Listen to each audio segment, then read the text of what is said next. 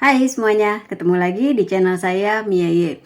Gimana kabar kalian semuanya? Semoga hari ini selalu sehat, selalu bahagia, selalu dimurahkan rezekinya dan selalu yang baik lainnya. Hari ini saya mau lanjutin video tentang 24 kisah anak berbakti. Kayak apa sih ceritanya? Yuk langsung aja ikutin ya.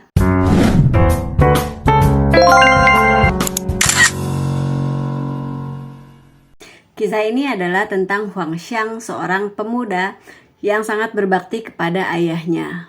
Huang Xiang adalah penduduk asli Anlu, Jiangxia, yang hidup pada masa dinasti Han Timur. Ibunya meninggal dunia ketika Huang Xiang masih berumur 9 tahun dan sekarang ia hidup bersama ayahnya. Semasa muda, Huang Xiang memiliki bakat sastra yang luar biasa dan ia sangat menguasai yang namanya sastra klasik. Julukannya adalah Huang Xiang dari Jiangxia yang tak tertandingi di dunia. Dan julukan itu terkenal di seantero ibu kota tempatnya tinggal. Huang Xiang dikenal juga sangat berbakti kepada satu-satunya orang tua yang masih ia miliki, yaitu ayahnya. Di musim panas, ia akan mengipasi bantal dan tikar milik ayahnya, sehingga kalau ayahnya tidur di sana, dia tidak akan kepanasan. Sementara di musim dingin, ia akan menghangatkan selimut ayahnya menggunakan tubuhnya sendiri. Jadi, ia akan tidur dulu di atas selimut itu sampai selimut itu terasa hangat, baru kemudian digunakan untuk menyelimuti tubuh ayahnya. Nah, kalau menurut kalian gimana cerita yang satu ini? Kalau menurut saya sih hebat ya, ia menunjukkan baktinya kepada ayahnya dengan melakukan tindakan yang sangat sepele dan kelihatannya sangat sederhana, tapi itu pasti berguna untuk menjaga tubuh ayahnya supaya tetap hangat di musim dingin dan tetap sejuk di musim panas. Cerita yang selanjutnya adalah tentang Wang Ai yang berbakti kepada orang tuanya, khususnya kepada ibunya yang sudah meninggal dunia. Wang Ai hidup pada masa dinasti Wei dan Qin. Dia adalah seorang yang sangat terpelajar dan serba bisa. Ayahnya yang bernama Wang Yi dibunuh oleh Sima Cao. Karena ibunya juga sudah meninggal dunia, maka sejak saat itu Wang Ai hidup sendiri. Sehari-harinya Wang Ai adalah seorang guru. Wang Ai memiliki kebiasaan yang unik, yaitu ia tidak pernah duduk menghadap ke barat. Hal itu untuk menunjukkan bahwa dirinya tidak pernah menjabat sebagai menteri pada masa dinasti Qin.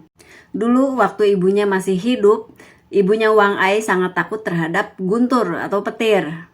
Setelah kematiannya, sang ibu dimakamkan di dalam hutan yang ada di pegunungan. Setiap kali cuaca berubah menjadi buruk, ada angin, hujan, dan petir, Wang Ai akan langsung berlari ke gunung dan menghampiri makam ibunya. Di sana ia akan berlutut dan berkata, "Ibu jangan takut, aku ada di sini."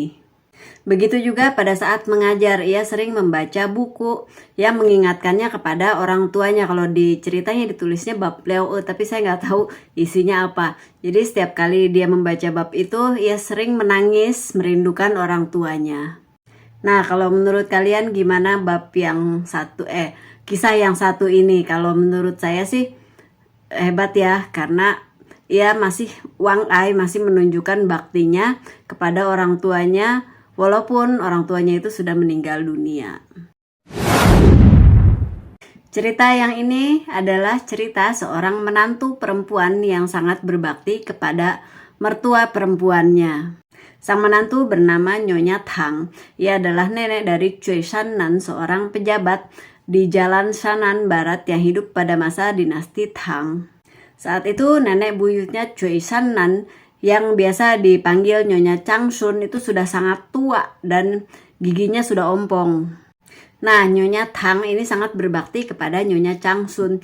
Jadi setiap selesai mandi, Nyonya Tang akan memberi makan Nyonya Changsun dengan cara menyusui melalui dirinya sendiri gitu.